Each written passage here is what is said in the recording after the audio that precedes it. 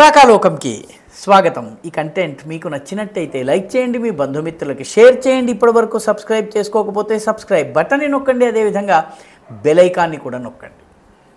మిత్రులారా, మాననీయ సుప్రీంకోర్టు విపక్షాలకు, ముఖ్యంగా మోదీ వ్యతిరేకులకు, రంధ్రాన్వేషులకి ఒక పెద్ద షాక్నిచ్చింది. ఆ షాక్ ఏంటంటే, బీహార్లో ఎన్నికల ముందు ఎన్నికల సంఘం తలపెట్టినటువంటి special intensive revision SIR SIR అని అంటారు దీనిని నిలుపు చేయాలని, దీనిని వాయిదా వేయించాలని, దీనిని కేసుల్లో ఇరికించి సాగదీయాలని చెప్పి చేసినటువంటి ప్రయత్నాన్ని సుప్రీంకోర్టు పటాపంచలు చేసింది. స్పెషల్ ఇంటెన్సివ్ రివిజన్ కొనసాగాలి. ఈ రకంగా కొనసాగడం అనేది ఎలక్షన్ కమిషన్ ఆఫ్ ఇండియా యొక్క చట్టబద్ధమైనటువంటి బాధ్యత. కాబట్టి ఎన్నికల ముందు దీన్ని ఆపేటటువంటి ప్రయత్నం చేయకూడదు అన్నది సుప్రీంకోర్టు చాలా స్పష్టంగా చెప్పింది. సుప్రీంకోర్టు దీనికి అయితే ఏ కారణం చేత ఎవరి ఓటైనా తీసేటట్టయితే వాళ్ళని ఏ కారణంగా తీసేస్తున్నారో ఆ కారణం వాళ్ళకి చెప్పాలి అని చెప్పి స్పష్టీకరణ ఇచ్చింది. దీంతో గత 15-20 రోజులుగా చాలా పెద్ద ఎత్తున హడావిడి చేస్తున్నటువంటి వర్గం, అటు అమెరికాలోని జార్జ్ సొరోస్ నుంచి మొదలుపెట్టి, ఫోర్డ్ ఫౌండేషన్ నుంచి మొదలుపెట్టి, వాటి నుంచి నిధులు సంపాదిస్తున్నటువంటి ADR వంటి సంస్థలు, వీళ్ళందరూ చేసినటువంటి ప్రయత్నము, దీనిలో ఒక పార్టీ తర్వాత ఇంకొక పార్టీ చొప్పున 10 రాజకీయ పార్టీలు ఇంప్లీడ్ అయినాయి. ఇంప్లీడ్ కావడమే కాదు, ప్రశాంత్ భూషణ్ వంటి వ్యక్తిని ముందు పెట్టారు. ముందు పెట్టడమే కాదు, దాంతోపాటు అభిషేక్ మను సింఘ్వి, కపిల్ సిబ్బల్ వంటి నాయకులను, సుప్రసిద్ధ అడ్వకేట్లను కూడాను రంగంలోకి దింపి మొత్తానికి దీన్ని ఏదో రకంగా ఆలస్యం చేయడానికి ప్రయత్నించారు.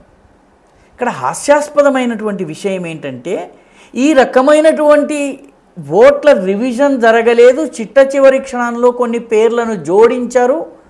ఈ కారణం చేత మేము మహారాష్ట్రలో ఓడిపోయాము, కాబట్టి ఓటర్ల జాబితా రివిజన్ జరగాలి అన్నది మన ప్రధాన విపక్ష నేత గారి ప్రధాన అభియోగం మహారాష్ట్ర విషయంలో.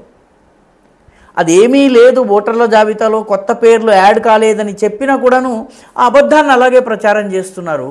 అదే విపక్షము బీహార్లో ఆ తరహా రివిజన్ని జరిపి అనవసరమైనటువంటి దొంగ ఓట్లని తీసేయాలని చెప్పి ప్రయత్నిస్తే దానిని వ్యతిరేకిస్తున్నారు. అక్కడ దాన్ని వ్యతిరేకించారు, ఇక్కడ దీన్ని వ్యతిరేకించారు.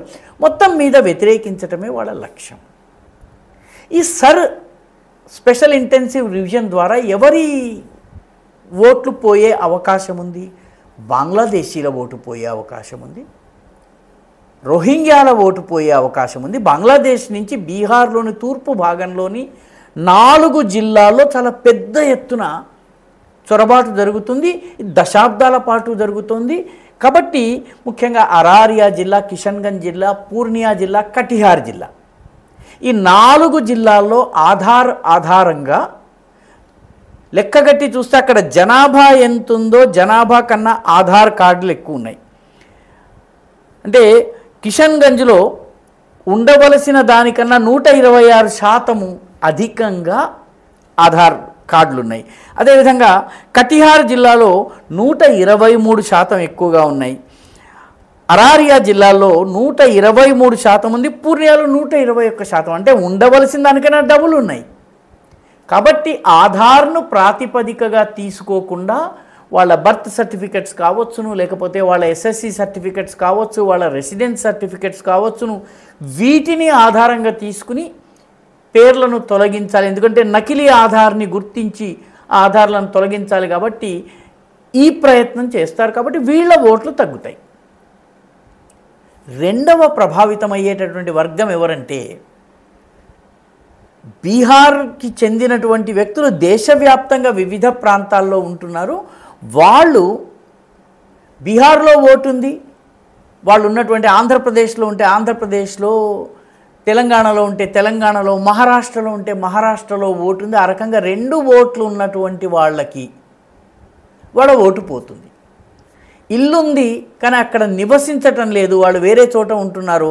అలాంటి వాళ్ళు ఉదాహరణకి రాజస్థాన్లో ఉన్నారనుకోండి, ఇక్కడ ఓటు తీసేసి రాజస్థాన్లో వాళ్ళని ఎన్రోల్ చేస్తారు ఓటర్గా. ఇది జరుగుతుంది. అయితే ముఖ్యంగా హడావిడి ఎక్కడంటే ఈ అరారియా, కిషన్గంజ్, పూర్ణియా అండ్ కటిహార్ ఈ 4 జిల్లాల్లో దాదాపు 40 సీట్లు, కొంచెం అటు ఇటుగా 40 సీట్ల వరకు ఉంటాయి. ఈ 40 సీట్లు బీజేపీ గెలిచే అవకాశం తక్కువ. ఈ 40 సీట్లలో విపక్షాలు గెలిచే అవకాశం ఉంది. కాబట్టి ఈ ఓట్లను తగ్గకుండా చూసుకునేటటువంటి ప్రయత్నంలో దీన్ని ఆలస్యం చేశారు.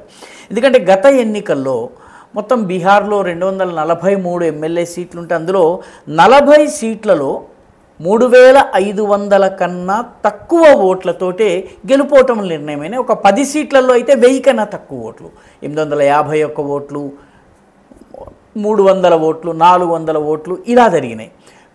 కొన్ని చోట్ల విపక్ష కూటమికి లాభం కలిగింది, కొన్ని చోట్ల ఎన్డీఏ కూటమికి లాభం జరిగింది. కానీ మొత్తం మీద ఒక 40 సీట్లలో టైట్ కాంటెస్ట్, 3500 కన్నా తక్కువ ఓట్లు ఉండేటటువంటి పరిస్థితి ఉంది. కాబట్టి ఖచ్చితమైనటువంటి ఫలితం రావాలంటే దొంగ ఓట్లు కానీ సందేహాస్పద ఓట్లు కానీ ఉండకూడదు. కాబట్టి ఈ ఎస్ఐఆర్ని తీసుకున్నారు, స్పెషల్ ఇంటెన్సివ్ రివిజన్ని తీసుకున్నారు. దీంతో విపక్షాలకు కంగారు ఎందుకు వస్తున్నది? ఎందుకంటే బీహార్ తరువాత బెంగాల్లో ఎన్నికలు జరుగుతాయి. బెంగాల్లో దాదాపు 68 నుంచి 70 సీట్లలో బంగ్లాదేశీ మూలానికి చెందిన ఓటర్లు కీలకము. ఓటర్ల జాబితాలో గత 20 ఏళ్లలో హఠాత్తుగా పెద్ద ఎత్తున వృద్ధి జరిగింది. కాబట్టి ఈ ఎస్ఐఆర్ని అక్కడ కూడా చేస్తే మమతా బెనర్జీకి నష్టం. అందుకే మమతా బెనర్జీ ఇంప్లీడ్ అయింది ఈ కేసులో. తర్వాత అస్సాంలో ఎన్నికలు జరుగుతాయి. అస్సాంలో ఎన్నికలు జరిగితే అస్సాంలో ఇప్పటికే 4 జిల్లాల్లో ఓటర్ల కన్నా కూడాను, ప్రజల కన్నా కూడాను ఆధారాలు ఎక్కువగా ఉన్నాయని చెప్పేసి ఏరివేత కార్యక్రమం జరుగుతున్నది. కాబట్టి జరగబోయేటటువంటి ఈ 3-4 రాష్ట్రాల ఎన్నికల్లో విపక్షం గనక ఓడిపోతే, మోదీ వ్యతిరేక శక్తులు కనుక ఓడిపోతే చాలా నష్టం జరుగుతుంది. కాబట్టి అక్కడ సోరోస్ గ్యాంగ్ నుంచి మొదలుపెట్టి ఇక్కడ ఉన్నటువంటి స్థానిక శక్తుల దాకా అందరూ కూడాను ఈ ఎస్ఐఆర్, స్పెషల్ ఇంటెన్సివ్ రివిజన్ని ఆపేందుకు ప్రయత్నం చేశారు. సుప్రీంకోర్టు ఎస్ఐఆర్ని ఆపవలసిన పని లేదు, అది చట్టబద్ధంగా కొనసాగాల్సిందే అని చెప్పింది. పర్యవసానంగా ఇప్పుడు మోదీ ప్రభుత్వం తీసుకున్నటువంటి నిర్ణయానికి సుప్రీం ఆమోదముద్ర కూడా లభించింది. కొన్ని కండిషన్స్ పెట్టింది ముఖ్యంగా, ఎందుకంటే రిజెక్ట్ చేసే సమయంలో ఏ పత్రాన్ని ఏ కారణం చేత రిజెక్ట్ చేశామో చెప్పాలి. అదేవిధంగా ఏ పత్రం ఇచ్చినా కూడాను ఆధారంగా ఓటర్ కార్డును చూపించిన, పాత ఓటర్ కార్డును చూపించినా కూడాను గుర్తించాలి. ఇటువంటి కొన్ని కండిషన్లు పెట్టినప్పటికీ స్పెషల్ ఇంటెన్సివ్ రివిజన్ ఆగదు అన్నది ఇప్పుడు కోర్టు తీర్పు. ఇప్పుడు బెంగాల్లోనూ అస్సాంలోనూ త్వరలో ఎన్నికలు జరగబోతున్నాయి. ఆ రాష్ట్రాల్లో ఉన్నటువంటి బీజేపీ వ్యతిరేక పార్టీలు ఏవైతే ఉన్నాయో వాటికి ఇప్పుడు కంగారు ప్రారంభమైంది. ఈ వీడియో మీకు నచ్చినట్టయితే లైక్ చేయండి, షేర్ చేయండి, ఈ ఛానల్కు సబ్స్క్రైబ్ చేయండి. మీ అభిప్రాయాన్ని కమెంట్ల రూపంలో తప్పనిసరిగా పంపించండి.